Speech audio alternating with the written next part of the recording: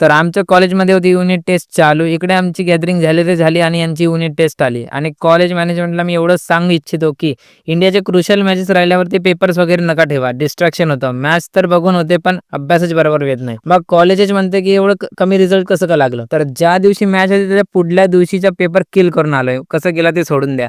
तर मग सर्व पेपर्स एक-एक करून देत आणि 2 पेपर एका दिवशी देत वाचायला लास्ट इंजिनिअरिंग ग्राफिक्सचा पेपर. तर बघा फक्त ग्राफिक्सची हॉस्टेलवर पहिल्यांदा अशी ग्रुप स्टडी चाललेली. तर ते करत दुसऱ्या दिवशी मस्तपणे पेपर वगैरे देत घरी आलो. आता पेपर संपलेले, आजचा दिवस होता रिलॅक्स. पण आपली मस्ती चालू ठेवू. बघा पेपर संपले होते, हे दोघं मस्त ऑनलाईन गेम खेळत होते. मी गेलो आणि केला डायरेक्ट कॉम्प्युटर ऑफ.